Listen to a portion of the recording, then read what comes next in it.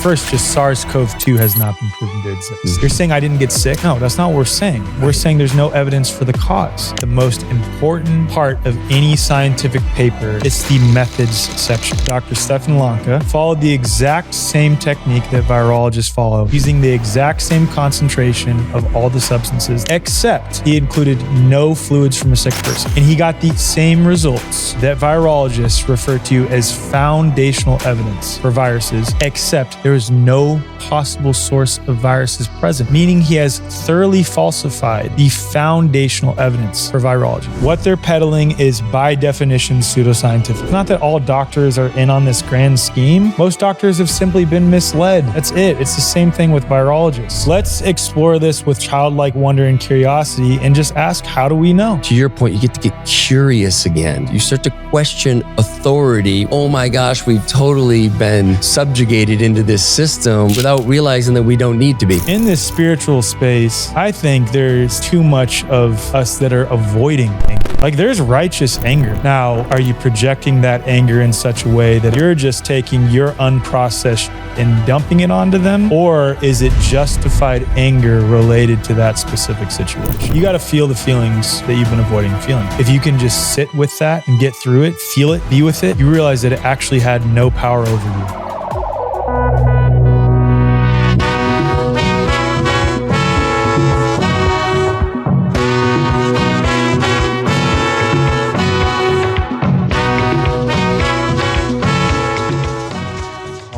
So you've been on before, and I think, were we sitting in these exact chairs? Was it Mark and Joel there and me and you here? Yeah. Okay, so we're back in our comfy spots. Heck yeah, dude. Yeah.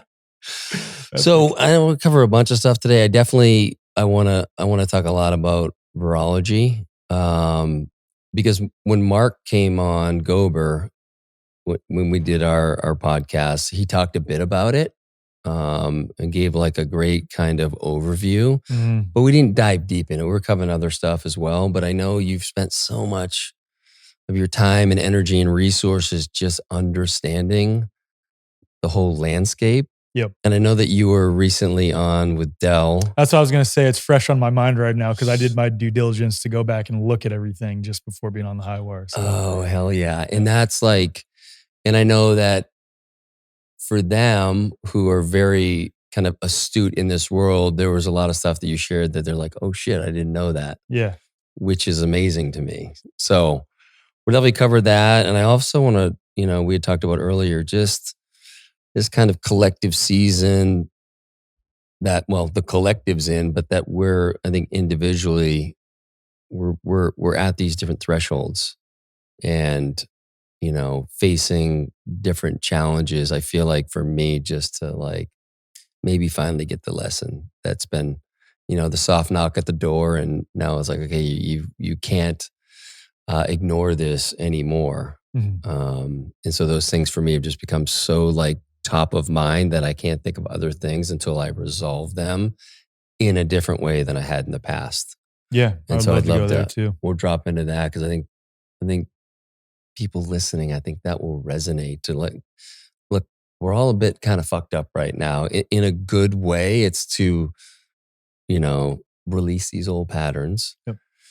But we got to be honest with ourselves and we got to be willing to, look in the mirror like, okay, what is my role in this? Cause for me, I had a role in all of it. And so just understanding what seeded the thing that created so much tension and stress in my life. Like it's not adopting the victim mentality, which is very easy to do. And as we know, very disempowering. So I think us kind of sharing a little bit of that for people just to know like, yeah, we got some shit figured out, but we've got a lot of other shit we're still trying to understand. So we're people, man. We're fucking people. Yeah. We just have microphones. Yeah. Yes. So how you doing overall? Man, I'm good. We're about a month out from Confluence. And it also depends on the day you ask me. Because Understood. If it was 4 days ago, I might have been like, man, I'm overwhelmed. 2 days from now, I might be like, I'm overwhelmed. It's just a season of life. It's also part of like right now, a month out from the festival that I co-produce. Shameless plug. Mm-hmm. Just anyone who runs events knows that leading up to it, the weeks before, it gets pretty crazy. All the last minute details, people reaching out with last minute considerations and things. But it's all for good stuff, So that, and then over the last year, moving from 2 to 3 children in our household now. Our son's about to turn 1 here in about a week. Mhm. That has been awesome, and my time management skills have had to be refined, let's say. I thought they were good before, now they are, like, excellent. Um, Hmm. and with that, just to touch on the, like, being in a season of looking in the mirror and, up leveling in a variety of ways, like, my up level that's alive for me right now is I have given so much of myself in so many ways. And I know in many ways, a lot of the times I still struggle with people pleasing. Hmm. And because I literally don't have time for it right now, I've had to, in order to operate effectively, in order to navigate life effectively, I've had to set some very firm boundaries. And it's been a blessing where, maybe previously if someone reached out with something, I'm like, oh, I don't want to piss them off, but like, I don't actually want to do that right now. It's just, but I really like them. So I'll make this sacrifice to do it, even though I don't have the time. I'm not doing that anymore. It's just like a solid, hey, not right now. I'm sorry. I really appreciate the offer. And things just like getting firm on both boundaries and getting clear on like what matters most. Does it matter most that this person who wants to do a collaboration with me that could lead to some new relationships formed and potentially some more ad revenue for our podcast, whatever it is, right? I'm Mhm. just giving general example. And I'm going to go spend 3 hours doing something with them. Like, is that really something I want to be spending my time doing? Maybe, but like, is that going to take away from me spending time with my wife and kids? Especially like, you're a dad, like how quickly it goes. Mhm. Um, yeah. So for me, it's just like getting really clear with boundaries and being okay with saying no and being firm in that no. And also lately, I've been much more firm to, how do I put this? Just call out bullshit, like, as I see it, and it's not that I didn't do that before, but I'm talking with friends, like, if a friend does something that I'm not aligned with, typically, I may have just been like, "It's not even worth broaching, I don't wanna get into an argument." It doesn't necessarily have to even be an argument, but just saying straight up like, "Hey, man, I don't agree with you doing that, and that's not okay with me if we're gonna have a friendship." Just being very straightforward with that, you know? Mm. Yeah, so that's what's alive for me right now. I've also been doing this homeopathic cleanse that my wife has me on. She's studying to be a homeopath right now. I don't know exactly what they're for, but they're called bowel nosodes. And it's for some of the ones she has me on are for like gut issues, for people pleasing, for fear of failure. And that's been uprooting a lot of that for me. And for some reason, I'm still working through it right now. I'm on day 10 or 11 of 21. What's coming with that is a lot of anger and frustration, and the texture, the characterization of that anger and frustration is where I have not established boundaries, where I've sacrificed myself for other people, where I have given too much of myself. And that's where it's like, I don't care who it is. Kyrie Irving could text me right now. And if he wanted to collaborate on something, I'd be like, hey, I don't have the time for it. Whereas previously I'd be like, I got to stop everything I'm doing. This is Kyrie Irving. I'm just giving a guy, I love Kyrie Irving. He's my Sure. favorite basketball player. But the point is, it's like, I don't care who it is right now. I'm looking after me right now. I'm tired of not looking after me, So Oh, buddy, yeah. that's just fucking music to my ears because it's that's the same shit that became very apparent to me. I'm 54. I've spent a lot of years people pleasing, avoiding conflict, trying to be a nice guy, someone people like. And it's funny, I was talking to Sutcliffe at the men's group in the fall, and he had mentioned like there's a level of self-betrayal that happens when we make a commitment that our body's saying, I don't want to fucking do it. But then it gets overridden by these old patterns and old wounds. And so we do the thing, and then eventually there's resentment comes up. Yep. And like you, I started to see my role in all that. And it's like the classic soft knock at the door. And then finally it was like, it was so apparent to me. And it became so apparent because of, I think, a lot of the work I've done over the last couple of years in particular, but then the work I did with Kyle Corsi, who Mark and Luke and Chase all worked with as well. And like, it really just anchored everything in for me. And for me, it was, I fucking know who I am now. I finally know who I am. And so I know what I kind of stand for as principled in a way that works for me and doesn't work for me. And if it doesn't work for me, it doesn't mean I don't like you, but it's just, we're not on the same wavelength. Right. Great. I'm not going to worry about that anymore and try to resolve that and get us. I don't have to. There's too many other people that I'm there with. And so with that came a clear message about who I am. And I started to see all the distortion in the ways I was showing up in the past that wasn't authentic. Yeah. And I wasn't trying to be deceptive. It was like my wanting to be liked and be a good guy. But what I found is those people that are in my life that are very direct, and you would expect them to come on the podcast like, I can't do it right now. It's like, fuck, I appreciate that. Like, I feel like the clarity, and that's like such a masculine thing that I feel like I'm finally stepping into, is just people just want clarity. Your kids, your partner, your friends, they just want to know where they stand. And for me, when I'm a little, ambiguous about that, they don't know who the fuck I am, because I don't know who I am. And sometimes, it comes out in ways that people aren't used to or aren't expecting. Yeah. And, for me, I start with kindness, but I don't conflate that with being nice and trying to make them feel better. I really try to speak from what's true for me. You can be kind and direct. Yes. And when the kindness isn't landing, I'm still loving, but I'm more direct.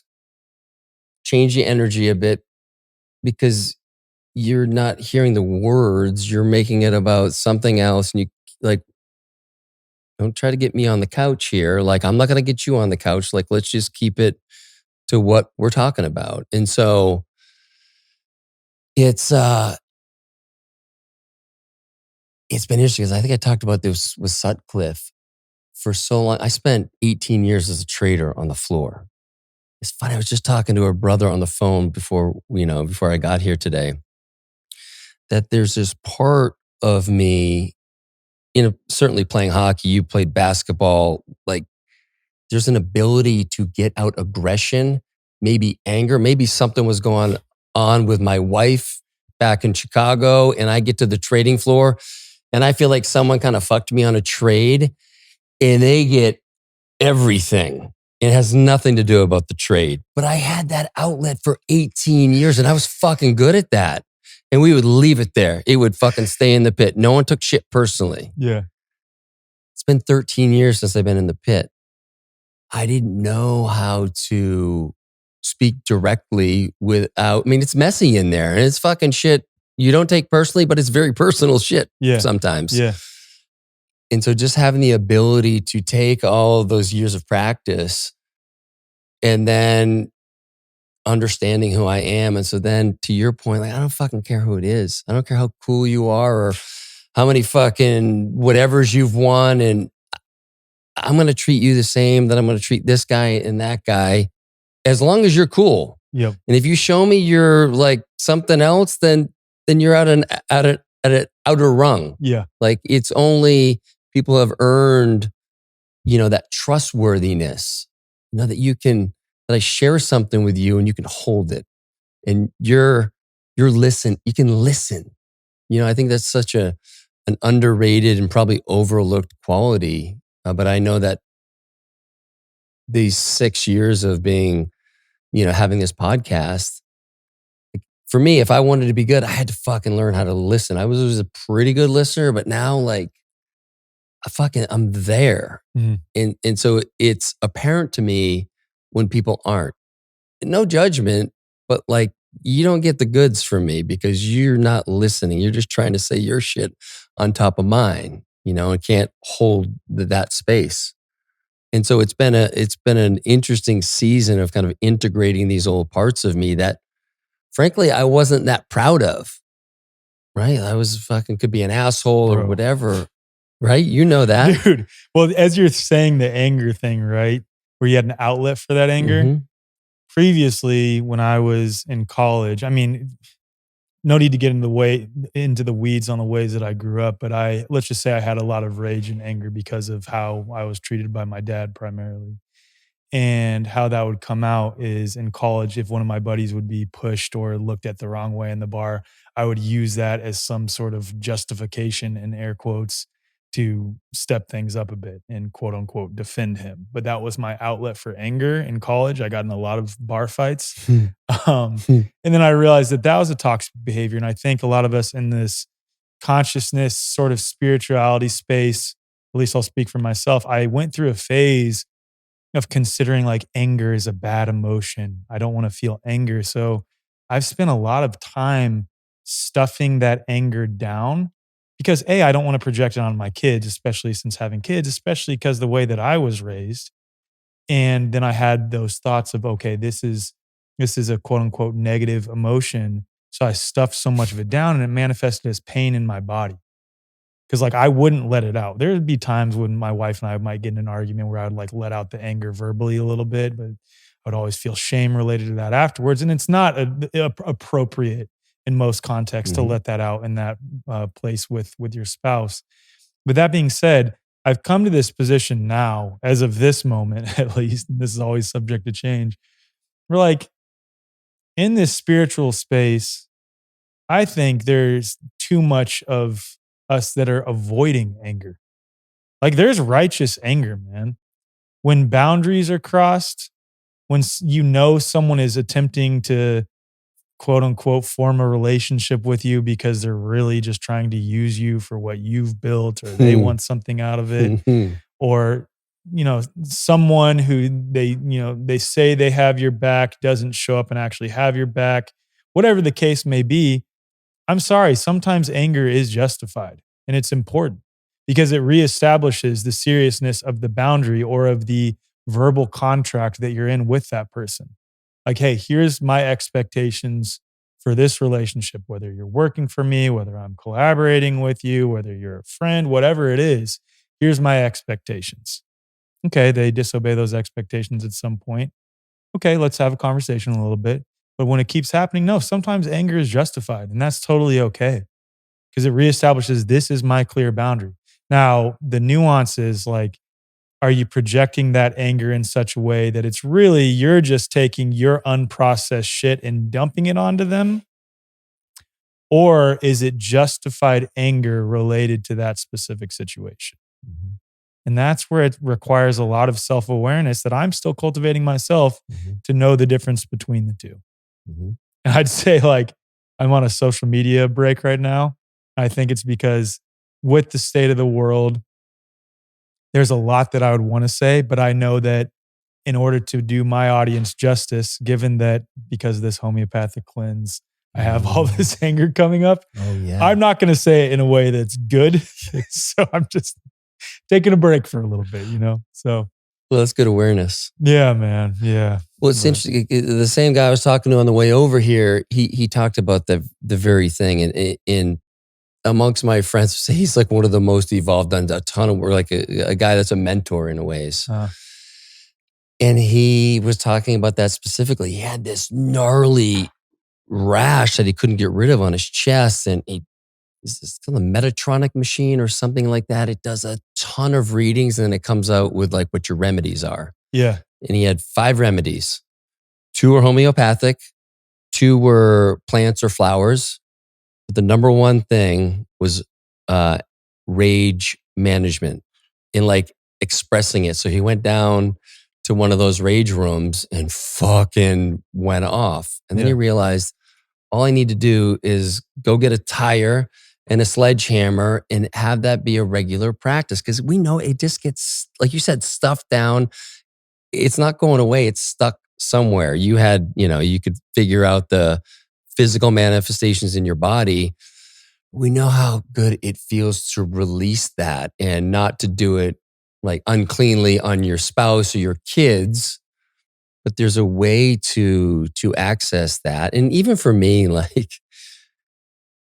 when I have some sort of situation with somebody, and I get a voice memo or something, it's like, I mean, honestly, my first reaction, if I don't like it, and if we're not on the same page, I'm kind of like, fuck that, fuck off. I think you need to say that for some time though, dude. Like as long as you don't say you need to express it. Exactly. Like fuck off with your story because this is such bullshit. Yeah, exactly. And it's like, get that out. And sometimes Peyton's there and she hears it and then I'm like, okay.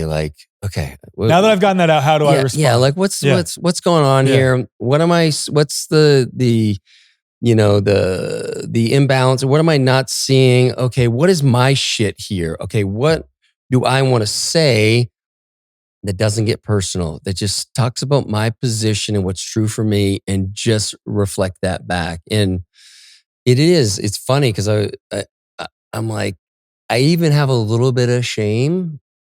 No, I used to have a little bit of shame about that expressing because what you were saying earlier, supposed to be more spiritual, more evolved. Right. It's fucking, it's not true. No. That's a proper response to your point, as long as I'm not just firing back a voice memo with that kind of anger and expression, that it's like, get it, like get that shit. Cause I'm taking in something that doesn't feel good in my body. So it's like, fuck off, get out is I think what I'm actually saying. So, okay, how do I want to respond from like a clear sense of who I am and how we're not seeing things the same way? And I think this applies in any relationship. I forget who I heard this from, but like if you're in a conflict with your spouse and they say something that is justifiably upsetting and angers you, or if it's something that just triggers something deep within you that brings up anger, and there's always some reflection there, but irrespective of that, you're angry in the moment. Before responding, step away, go process that first. Obviously, if there is availability for that, and then come back and respond. Because what that allows you to do, whether it is something that they triggered within you that's really more about you and you taking it personally, or they said something that is actually bullshit and requires a justifiable anger response, you're still going to respond better after having processed that yourself. And the more you step away, have that self-awareness of like, I'm fucking mad. I'm mad right now. I'm mad. Oh, I'm mad. Okay. The more you engage with that, the more these triggers come up, the more able you are to navigate them effectively. It just requires that awareness in the moment. And sometimes situations can be a little bit challenging to cultivate that awareness in the moment, but just that awareness in the moment, whether it's a trigger or it's justifiable or somewhere in between, some combination of the two, which is in my experience what it typically is. If I just step away, process it first, get mad, cuss, scream, say, fuck that motherfucker if I have to. Yeah. Even if afterwards I'm like, I don't actually mean that. That's right. Good. Maybe that's good that I didn't say it to them then because I don't actually mean that, But you have to, there's like this concept called parts work where I'm pretty sure it's a Jungian philosophy where you have different parts of your psyche. Like if you've been victimized by someone, for example, right? But you're like, I don't want to be a perpetual victim. I don't want to be in victimhood. You've adopted this very David Goggins-esque approach where it's like just toughen it out, stuff it down. In my experience, in order to heal the victimhood, you have to entertain and fully feel the part of you that feels like a fucking victim and say, fuck that motherfucker. They did me wrong. They're a fucking piece of shit. Don't project it onto them. Maybe it sometimes calls for you having a conversation with them and not making it personal, but just being like, hey, this is where I feel wronged in this situation. But you have to feel the parts of you that feels like saying all of those things in order to, ironically, fully heal it. That's my experience. Everyone has their own approach. That's what works for me. I know that that feels true to me. In order to heal the victimhood, you have to feel like a fucking victim for a little bit. Just don't project it on other people as best you can. In order to feel or heal the chronic anxiety, you have to fucking feel the thing that made you feel anxious for some time to get past the chronic anxiety, chronic depression, whatever it is. You have to step into that character, that aspect of your psyche in order to fully heal it. And you'll know if it's healing if the next time a situation like that arises, you navigate it a little bit better. And then the next time, a little bit better than the time before, and so on and so on. It's like how a flower grows. It grows in this spiral. You revisit things time and time again, and it gets a little bit easier each time if you'll just allow it to happen, if you'll feel the feelings associated with it and process it. That's it. Yeah. When I think a lot of times we want to rush to like, oh, come on, how have I not figured this out? It's because we haven't had the reps. And Right. it's not an intellectual thing. It's like you've got to go through the experience time and again. Yeah. And I think also what I kind of love about when we say the thing like fuck that guy or whatever, we get it out because if we don't, it's in there and it's almost like a story like fuck that guy. But if we get it out and then we're like, okay, no, because I have a lot of love for that guy. He and I just aren't on the same page right now, and I can still love on him, but I don't need to make everything right either. It can just be what it is, and I can love them from afar. It allows me to look at the fuck him, mentality. Say that's not true either, but fuck, I needed to get that out because that was a belief. Yeah, 100%. I do want to circle back if you're open to it. I know I've shared this with you before, but when we were together at Luke's, when we were kind of honoring his dad's passing and we were kind of going around the circle sharing. Is that when I first met you? In person? Yeah, we had been connected. Yeah. That was our first date. Yeah. And, we're kind of going around the circle and I had shared some stuff and then I got to you and man, I was blown away at the intensity of your upbringing relative to mine, the story I had created around my upbringing, and how you basically got to the point with your dad where you're like, fuck off, you're out of my, you've crossed the boundary too many times. Mm-hmm. And then you guys, he came back for reconciliation. Yep. And I left that night thinking, if that motherfucker can have that much grace for his dad after what you've been through, like, how the hell can I not have the capacity to do that? And I went home the next morning, sat at the altar and just prayed, thought about whatever. And it felt healed in the moment for me. I just saw through the kind of bullshit of the story I was believing and then adopted a different story that allowed me to still maintain the ways I adapted, right? My superpowers of achievement and all those things, and then make right with the relationship with my dad. And I just think it's so important to understand. I think when we do this work, I'll just speak for myself. When I've done that work, so much is put on like the mother wound, the father wound, but there's not a ton of reconciliation there. That's what I love about Sutcliffe's work. It's like identifies it and like, okay, let's move through it. We're not blaming them. They did the best they could, all that stuff. But I think a lot of times we can get stuck on, oh, my dad was this way and my mom was that way and it's just kind of how I am and I'm trying to do better with my kids, and it's still not like mending, reconciling that relationship. And so I'm curious if you could talk a little bit about that journey with your dad and like what was moving you at the different points when you'd had enough and then when he came back, like what that felt like? Yeah, man. So where do I even start with this? So basically from 2017 through 2021, I didn't speak to my dad at all. And that came about because a series of familial events that are like messy and complicated. It would be like an hour to explain it. So I'm just Mhm. not going to explain that piece yet. Had occurred that led to me cutting my dad off. Because for me, my upbringing was really rough. In some of the worst cases, punched in the face for not playing well in basketball games, like that type of upbringing. Constantly called a fucking pussy if I didn't play well in basketball, was grounded if I didn't get straight A's, like super fucking gnarly stuff. Um, and I know now that my dad was just projecting the rage that he had experienced because of his dad and how his dad's dad it did to his dad, you know? And it's a common theme in the Serbian culture, I guess you could say, that the male is just filled with a lot of unprocessed rage.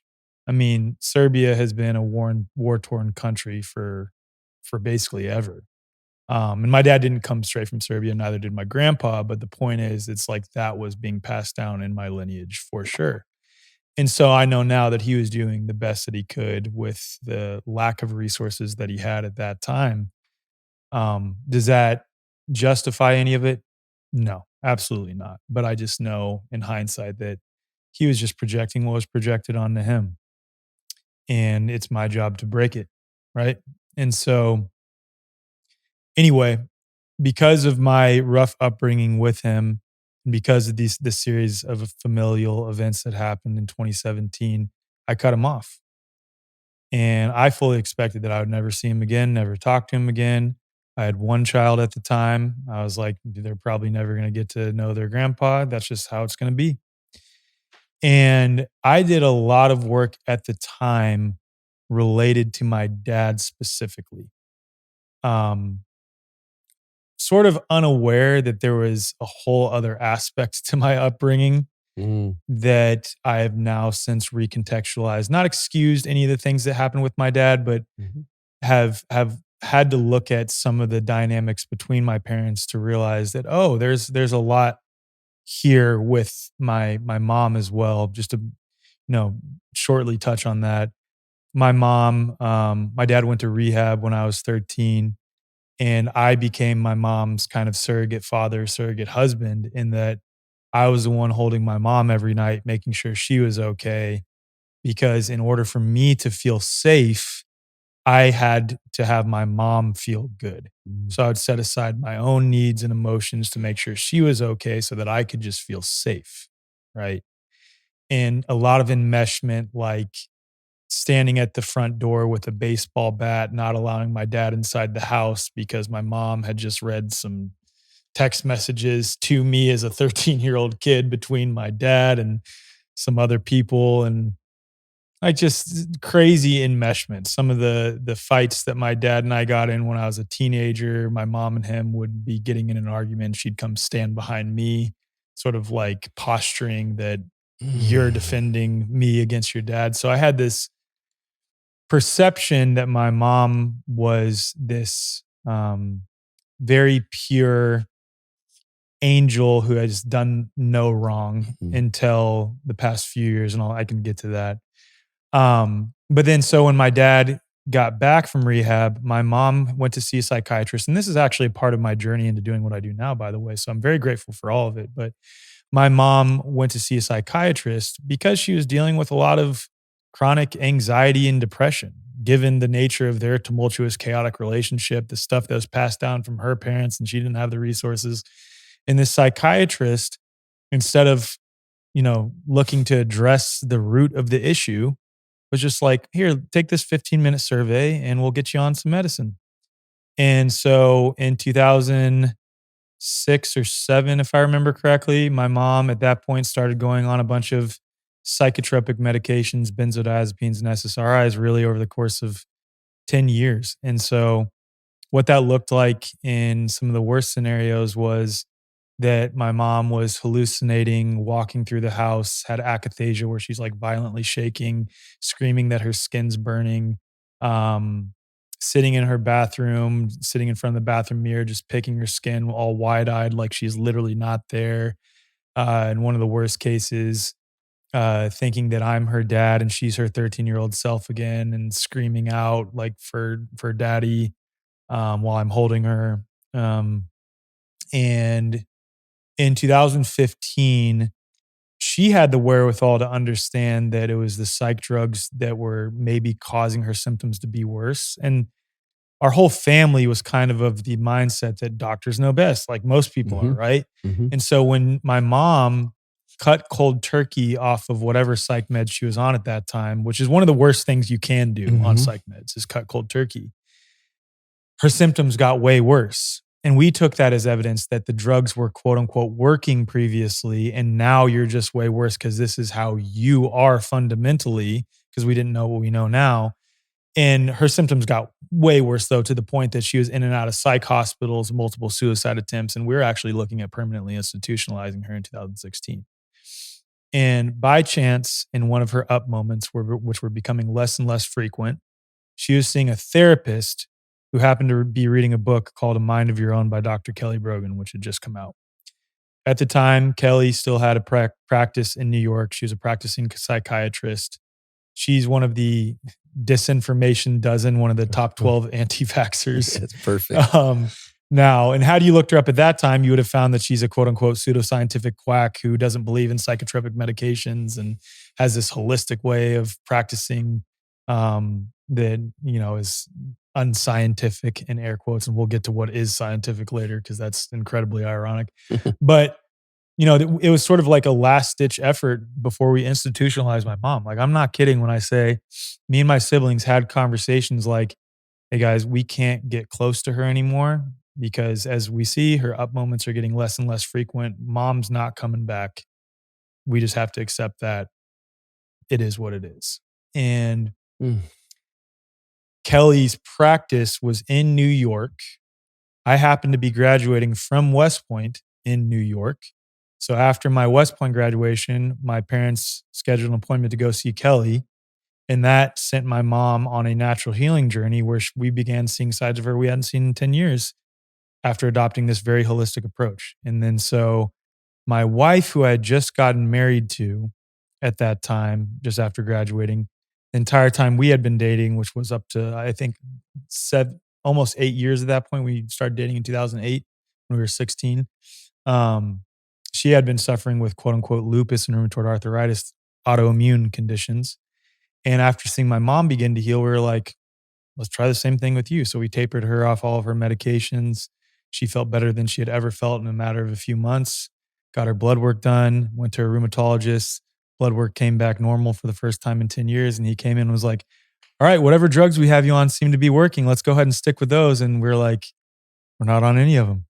And there was no intellectual curiosity at that point. Like, tell me more. How'd you do this? It was just like shoulder shrug and like, looks like you don't need me. So after seeing those two real experiences, that began my journey of, going down the various rabbit holes. And I had just commissioned as an Army officer, which that's a whole separate thing. But going back to the mom thing, or the dad thing. So in 2017, due to a series of events, cut my dad off and began healing the quote unquote father wound. And I mean, I could share what that entailed, but I mean, it's really like what I've come to in the healing space is it's as simple as this. What we were talking about earlier. You got to feel the feelings that you've been avoiding feeling. You've got to think the thoughts that you've been avoiding thinking. That's it. You got to make amends with people that you've wronged, and you got to approach people that have wronged you. If that's not available, there's things like family constellations, which are incredibly helpful. And just let them know that, hey, I feel wronged in this way. That's it. It's that simple. And we overcomplicate it. I think because human dynamics can be very messy. Relationships can be very messy. A lot of us carry a lot of shame and guilt for things that were done to us or things we've done to other people. And if you can just sit with that and get through it and feel it and be with it, you realize that it actually had no power over you. It never did. And that can be incredibly challenging though. with that said, so I did a lot of sort of like meditative childhood reparenting, where this coach that I was working with had me go back to moments where I'd been wronged by my dad and step in as the parent that I needed at that time. And in some cases, like pull little Alec aside and talk to him, which was incredibly helpful. A lot of emotional freedom technique tapping, a lot of various meditation techniques, a lot of just sitting and feeling my emotions, a lot of journaling and writing out letters to people that I needed to write them to and then burning them, writing out letters to younger me or to versions of myself and burning them. And I got to a point, and this is really like similar in nature to family constellations.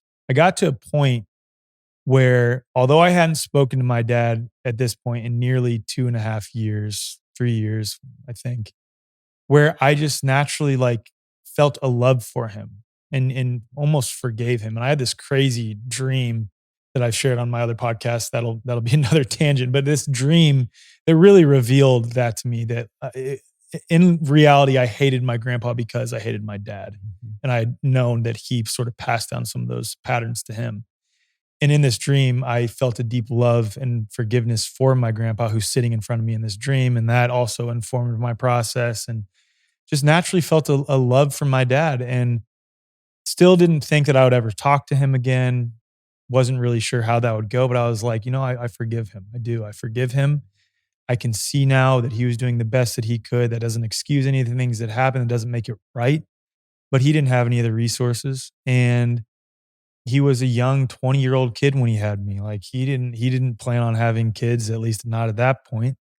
And he carried so much rage from his parents and felt all this pressure and projected it onto me because he felt the pressure to be a certain way. And he was a college basketball coach who was the head coach of one of the top junior college basketball programs in the country, coaching dudes who were straight from the fucking hood, various locations, and put the fear of God in those kids. Like, just to give some indication of how, like, how much of a, for lack of a better term, a motherfucker he was, like a scary motherfucker. Right. And I just got to a point of forgiving him.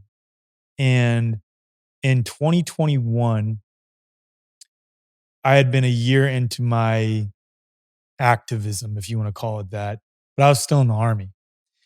And I'd started this organization called Health Freedom for Humanity. And a reporter from The Guardian contacted me. And he said, here's your right to reply to the story that we're writing on you and your organization.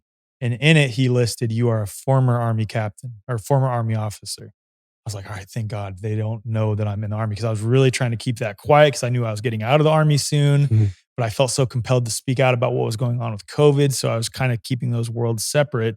No one on social media knew that I was an Army officer because I didn't really portray that.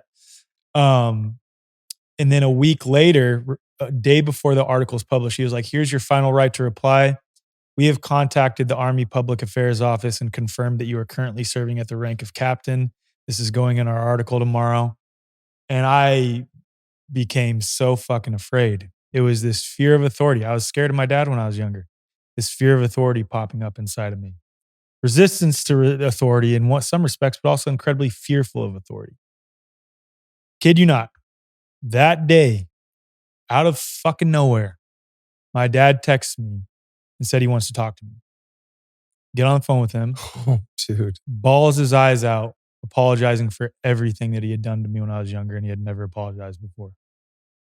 So in that moment, when I'm facing this crazy fear of authority happening, because like at the time, at the height of all the nonsense of COVID, the Army was gung-ho on all the measures. And I was, in my unit that I was in, like people knew that I was a holistic, health-oriented guy. I'd already had a religious accommodation for other vaccines. So they knew.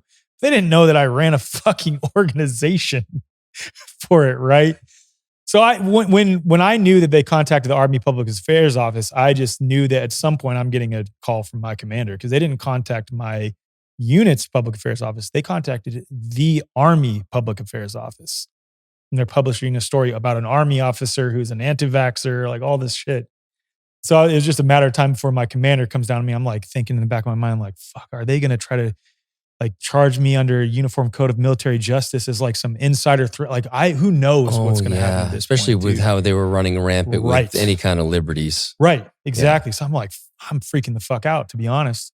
And then when this happened with my dad, it took some of the weight off that. And I like looked, I'm like, like this is the healing of that wound right when I need it. Dude. And so, yeah, it was incredible. Incredible. You know, my commander hit me up, and luckily I had a good relationship with him. And he texted me, he's like, dude, ... what the fuck is this I'm getting from the Army Public Affairs Office that you're running an anti-vax conspiracy theory organization? And I calmly responded to him like, sir, you know my wife's healing journey. You know that I have religious accommodation for vaccines. I run this organization that's based in asking questions about the narrative. We have doctors that are part of our organization, blah, blah, blah. And he was kind of just like, all right, shut the fuck up and keep your head down for the next 3 weeks until you're out of the Army. Then go do whatever you need to do. And I was like, thumbs up. I can do that. So from that point forward, after my dad apologized, I rekindled a relationship with my dad. That's all I needed was just an apology. And then amended behavior after the fact. And he's constantly, there's been some bumps as there are with any relationships, but he's shown up, man. He's shown up as a dad, as a grandpa. He's doing the work on himself. And I appreciate that. And so it's interesting though. So since having a relationship with my dad in late 2021, early 2022, my mom then cut me off because I have a relationship with my dad. Mm-hmm. And that's getting better as of this moment, both in terms of over the past few years, she's kind of done this thing where she'll reach out, love bomb, and then out of the blue, cut me off, block me. And I finally like distanced myself from that and now have opened up those channels a little bit more with release of all expectations and also having healed the needing validation from my mom or needing my mom and I's relationship to be a certain way, which was a blessing because I was so enmeshed with her, right? That I went through almost like a weird identity crisis coupled with mother wound when she cut me off, because my dynamic growing up was in order for me to feel good, my mom had to feel good. Now here's the lady that my identity is tied to now rejecting me. So I felt like a part of my own identity was rejecting me in many ways, which like all those wounds came up. It was incredibly challenging for my wife and I to navigate. Our relationship was rocky. And it was a blessing, man, because I leaned into it. Did I have some resistance leading into it? Absolutely. But there was a lot of leaning into that. And now I'm more of in a state of acceptance with respect to the relationship with my mom and have released expectations. I can never say that I'm not sometimes sad that I don't have a relationship with my mom. Of course I am, dude. Be lying if I sat here and said otherwise. But I've healed a lot of that. I'm sure there's always more work to be done. It's a journey, man, and I'm here for it, So, well, I love that. Thanks. I don't know if that answered any of your questions. No, it totally did, and yeah, I'm glad happy you went into depth with some of that stuff. In particular, like I love the last point you shared, like letting go of expectations, and with that, what I'm hearing is, and that's not being indifferent either. It's like accepting where they're at, not wishing them another way, except there was a part of us like, fuck, I really, what you see with your wife in their case, like, that's, it's available, but it takes two. And for you to just kind of hold the container to be whatever it needs to be. I mean, there's so much peace in that. And yeah, you can, and it sounds like you're not, you're no longer engaged in any kind of self-betrayal to try to make things a little bit better. Correct. Yeah, exactly. I'm not. And like, do I hope someday that our relationship will be better and we'll be in a position where she can see her grandkids? Absolutely. Like at this point where I'm at right now, I don't know that it would be a healthy dynamic if we were like, she originally cut me off, right? But where I'm at right now, I don't know that I would feel comfortable being around that in this moment. And it's there's still some work for me to do there, but it's also that this very I don't like the term bipolar, but this nature of like, hey, you want to come speak at this event at my house? And 2 weeks ago you had me blocked on everything. Mhm. And then I say no to that, and then she blocks me again. Like that type of dynamic, I don't want to expose my kids to. So, you know, hopefully it'll heal at some point. But again, I'm in a state of like acceptance and open to new possibilities. And of course, I hope that's healed at some point, you know? Yeah, So, well, I love it sounds like you're instituting those healthy yeah. boundaries. Even when she may not be able to, most likely will not be able to receive it if she says, "Hey, I want to come out and visit." And you're just like, just not yet. Not yet. Yeah. There's just I don't trust whatever the words are. It's just like we're not there yet, No. but I love where we're at. But it's also like that's a big ask. Big ask. Exactly. So, Yeah. dude, that's quite the journey. Yeah, man. It's the journey, man. And for me, like I was also forced to reflect on again deeply like where I had wronged other people, where I had mistreated my own wife, like where some of my dad's patterns were inside of me, where some of my mom's patterns were inside of me, and how that was leading to unhealthy relationship dynamics with the people around me. Like to the degree that my mom and dad did, no. Mhm. But still enough of them where it's like, if I'm really on this journey of like healing, that requires that I reflect on where I've wronged other people. And there's like, yeah, there's maybe some justifiable, like, well, I didn't know better at that time. I had these dynamics at play. I was going through this thing. All that's true. And there's taking ownership where you've wronged other people. Yeah. That's it, man. Yeah. And so this dovetails nicely into your work in virology and what you learned about the holistic journey. And then like when did you start to uncover this idea? And I know for me it became it came into my world through the work of Dr. Thomas Cowan. Yeah. Man, again, experience. So again, 2016 is when I started waking up to everything, which first started with nutrition and psychotropic medications and just like general pharmaceuticals. Then my wife and I got pregnant with our first. And then we were like, well, they're lying about that. What else are they lying about? Started looking into vaccines. And once you do that, like once you go down that rabbit hole, you don't look back. Mm-hmm. And so by the time November 2019 came around, already fully aware of pharmaceutical corruption, already aware of the vaccine industry, already aware of a variety of things. And I started looking on these Reddit subs, and people were talking about this virus that was created in a lab in Wuhan, China. And immediately I knew I was like, this is going to be a big deal. And I knew that it was going to be ultimately for mandatory vaccines for all people because I was watching what was happening in California with these two bills, SB 276 and SB 277, where they were slowly encroaching on people's rights to um, send their school kids to school without vaccines, with medical exemptions, things like this. And I just could see in the health freedom space, everyone was talking about that they're going to do some type of event at some point that is going to trigger something. There's a few people sort of talking about that. So when this thing happened in November 2019, I was like, I think this is it. And I was slowly watching. And by February of 2020, I hadn't spoken out on social media yet, but I recorded this video on my phone. And I have like a baby face in the video. I'm still in the army at the time, no beard. And I'm like, this will no doubt be used for mandatory vaccines for all people. All that to say, I thought they had successfully created a bioweapon in a lab because I fully was bought into the virology narrative. And I'm watching these videos of people dropping dead in the streets in Wuhan, China, people in hazmat suits. And I'm like, oh my God, they did it. Like, this is going to kill a lot of people.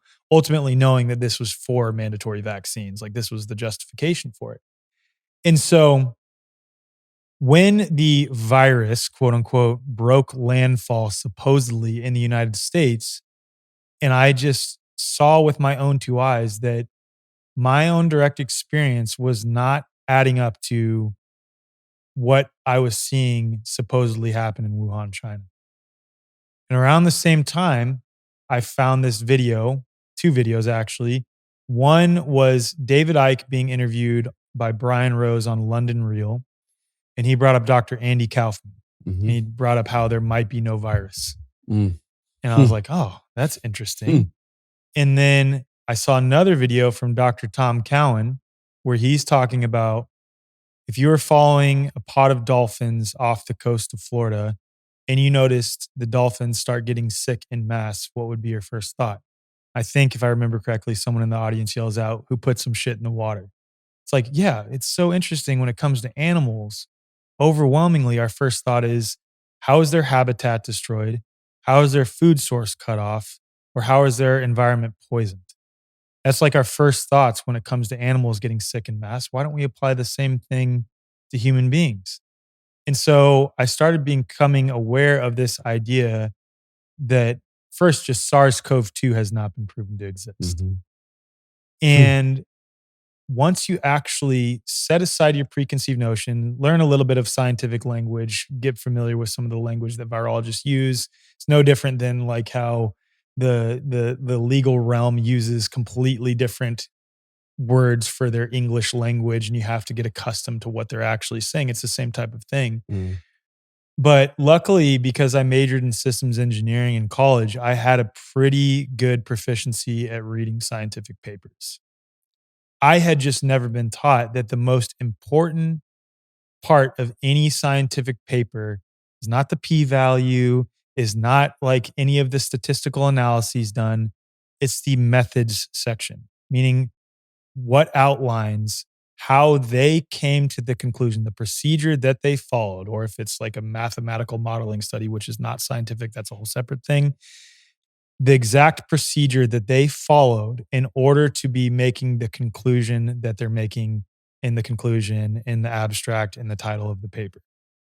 And so when I heard this idea that SARS-CoV-2 had not been proven to exist, which was starting to add up with what I was seeing happen. Luckily, I lived in Oklahoma at the time, and perception, which we'll get into in a little bit, has a lot to do with what happened with COVID.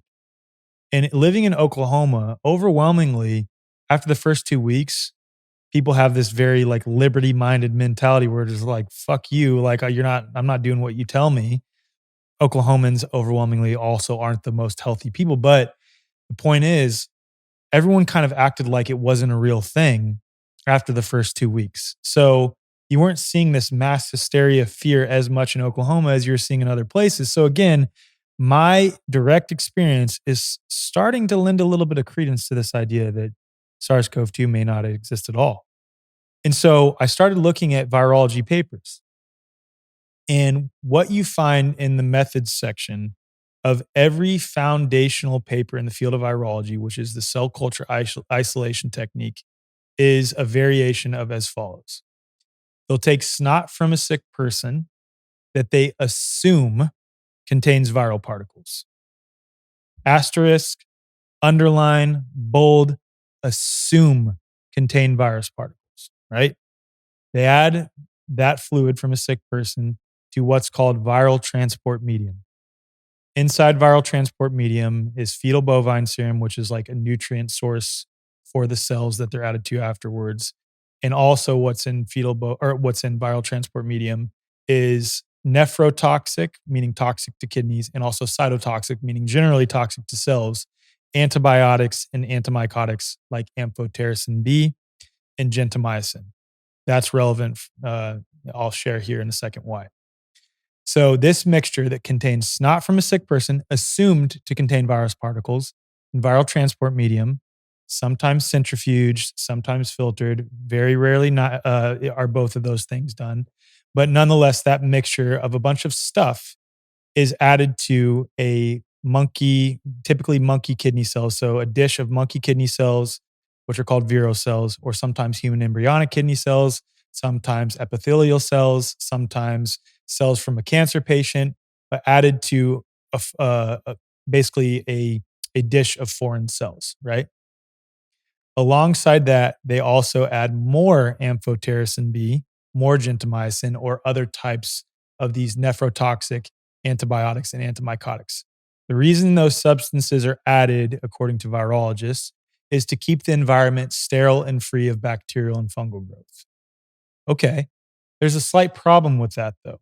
Again, this is added to the viral transport medium. So that's one time that it's added. It's also added directly to the cells. Anyone can look this up, anyone who's listening and watching. If you type in amphotericin B toxic kidneys, gentamicin toxic kidneys, you will find a number of articles, WebMD even talks about it, or even some peer-reviewed studies talking about how these substances are known to be toxic to kidneys and sometimes known to lead to renal failure. The reason that's relevant is they're adding these substances to monkey kidney cells in the overwhelming majority of virology papers. Problematic, right? What they also do, going back to fetal bovine serum, so they add that to this dish of cells, right?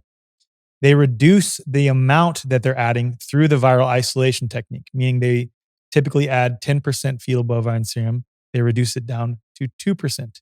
They reduce it down to 1%. Some papers, they reduce it down to 0, to where they're giving no fetal bovine serum. So if you cut the nutrient source off from something, what are you doing to it? You're starving it, right? So after all of these things have been done, the cells break down into a bunch of fragments and undergo what's called cytopathic effects, which is basically cell injury or death.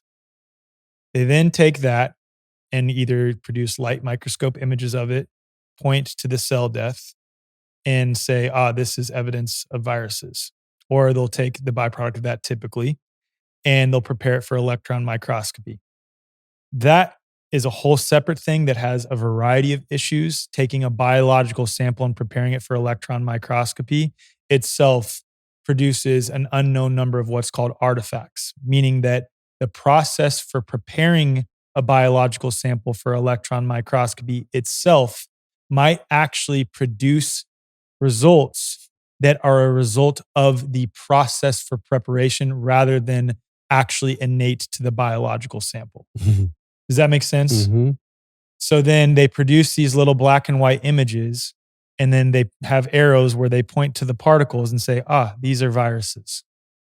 And this is every single virus isolation paper in existence follows some variation of what I just described.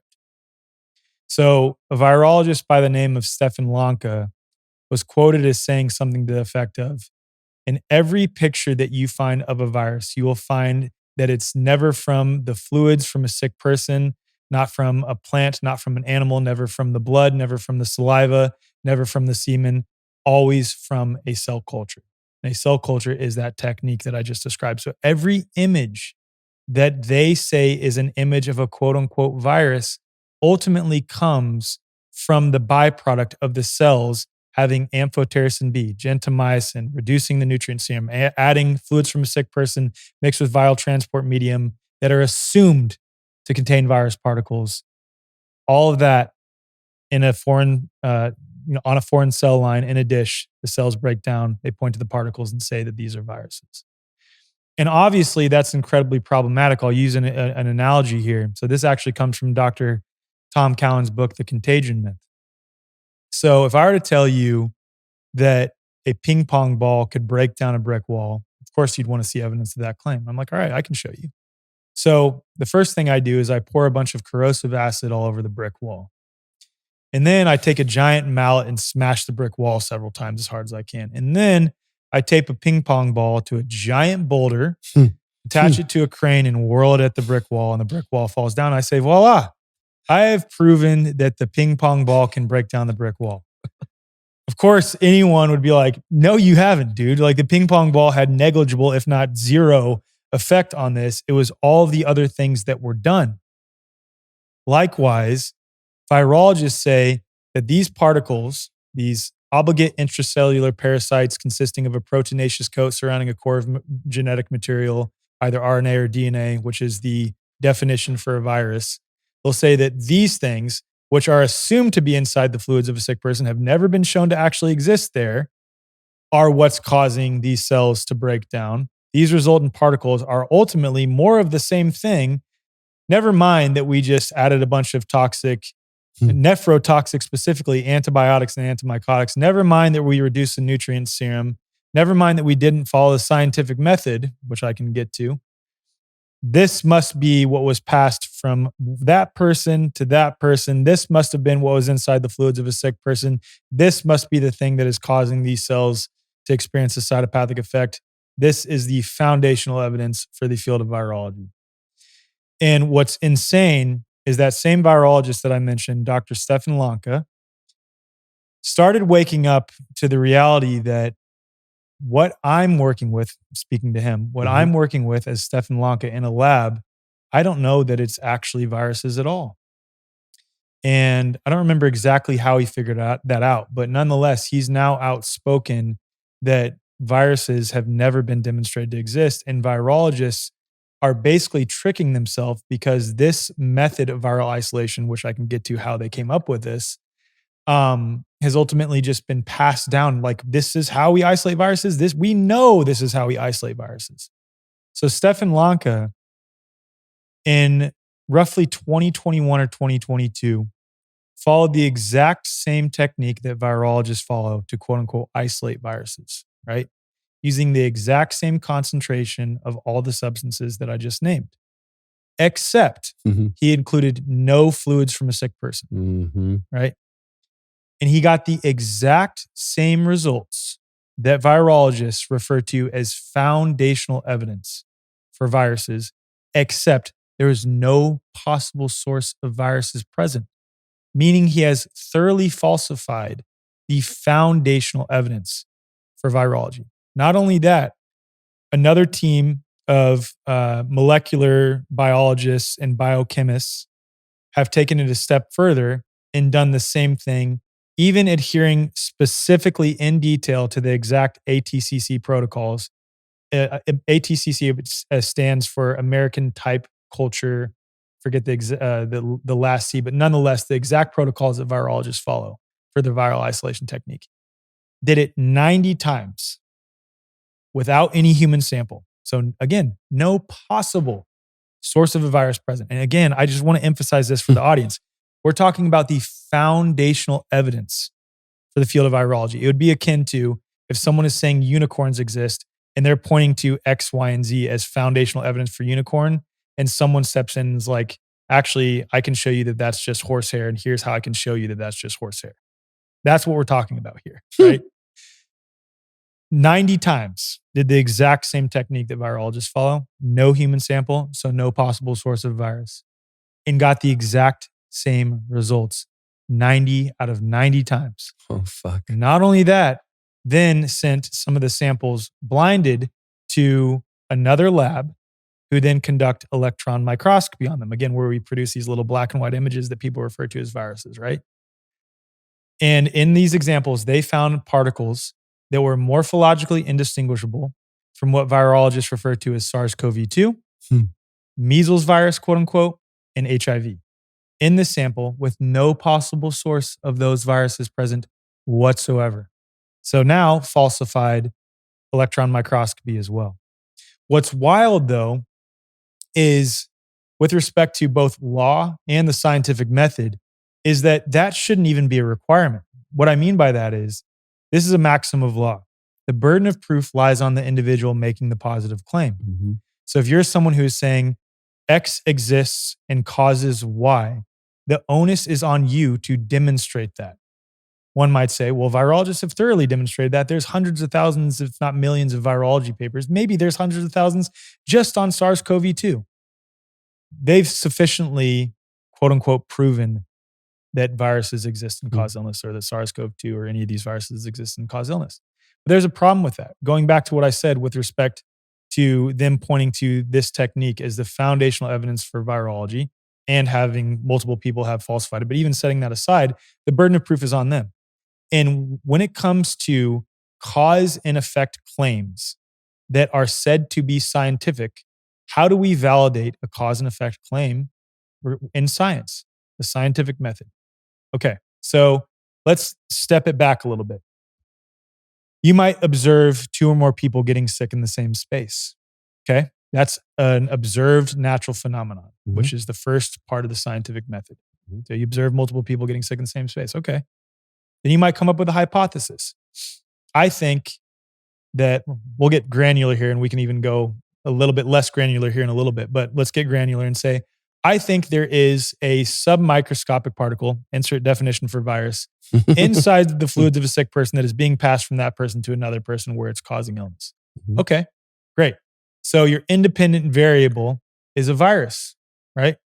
Your dependent variable is the observed natural phenomenon in question, meaning the phenomenon of two or more people getting sick in the same space, okay? In order to proceed to experimentation, and this is well established in the scientific method, which is why it's so ironic that the whole world misses this when it comes to virology and a variety of other fields in health, especially with respect to cell biology. In order to proceed to experimentation, you need the thing you think is the cause, the independent variable, Mhm. to vary and manipulate to see if it produces the observed natural phenomenon in question. Said otherwise, in order to see if X causes Y, which is your hypothesis, you need X by itself, free of confounding variables, to vary and manipulate to see if it produces the phenomenon Y. And again, in the entire field of virology, they have never established the existence of X first inside the fluids of a sick person. In no time in the history of virology have they isolated, purified, characterized, and sequenced a virus directly from the fluids of a sick person. It is always as a result of the experiments that I just described. That's how they, quote unquote, get a virus, right? Mhm. And when you ask virologists why, because when I was going through my cognitive dissonance, I'm like, how could virologists miss this? What is going on here? This is crazy. Like, what Dr. Tom and Dr. Andy are saying and some of these other doctors I'm listening to is actually adding up if I just go look myself. Particularly, like, I think, probably a lot of people listening to this right now, they're like, well, how can they all, Right. are they all in on it? And which is, again, not our thing to prove or disprove, right? And Right. so I know people want to go there. We've talked about the shape of the earth before, and it's like, it's not on me to decide what it is, but given what I've learned, particularly from the work of Mark Gober, Yeah. pretty sure what it isn't. And no offense, spoiler alert, it ain't what you think. Exactly. And so when you simply just ask virologists, as I have done and other molecular biologists, like, why can't you isolate, purify, characterize, and sequence a virus directly from the fluids of a sick person, which is where you're claiming that it is? It's not like I'm claiming that. It's what you are claiming. You're claiming that this obligate intracellular parasite consisting of a proteinaceous coat surrounding a core of genetic material is inside the fluids of a sick person, transmitted from that person to another person, causing illness. That's your claim, not mine. Mhm. And why can't you prove that it's actually there, which is what you're saying? Here's what they typically say. The virus is too weak to isolate or purify directly from the fluids. Okay, let's think about that. You say it's too weak to isolate or purify directly from fluids, but it's this highly pathogenic entity that lands on a surface, survives on a surface for upwards of 2 to 3 days, if not a week, makes it to a body, makes it to a cell, breaks into the cell, hijacks the cell's machinery, begins a replication process where it's excreted out of that person, does the same thing over again, but it's too weak to isolate or purify directly from fluids. Not only does that not add up logically, but it's still fallacious because it's begging the question of the existence of the virus before actually establishing that they exist. And it's also a reification fallacy because it's assigning characteristics to something that is still fundamentally abstract and not concrete and proven in reality. Or they'll say there's not enough virus present to isolate or purify it directly from the fluids. Okay, anyone can Google this. Google how many virus particles are in one sneeze or one cough. Some results will say 20 million, some results will say 200 million, whatever. They're saying there's not enough of this highly pathogenic entity inside the fluids of a sick person to isolate or purify it directly from the fluids. Doesn't make sense. Mm-mm. Or they'll say, well, we use this cell culture technique because viruses are obligate intracellular parasites. They need the cell's machinery, so we have to grow them on cells. Okay, let's back up though. You say that they're transmitted via what? Via the fluids of a sick person, right? And they're pathogenic enough inside those fluids to do all the things that you say that they do. So even if you, quote unquote, need a cell to grow them, supposedly, according to them, you would still expect to be able to find them in the place you say that they exist. And again, it's still a logical fallacy to say that. It's begging the question of the existence of the virus. Or they'll say that you're not a virologist. You don't get to determine what isolation is, which is also interesting because everyone in the world, with the exception of virologists, knows isolate to mean to separate from another substance to obtain in a pure or free state. Virologists have the exact inverse of that. It's adding what is assumed to be there to a bunch of other stuff, getting an effect in a lab, and then pointing to the resultant particles and saying, we've isolated a virus. It's the opposite of isolate. Okay. Let me fire some questions here. Okay.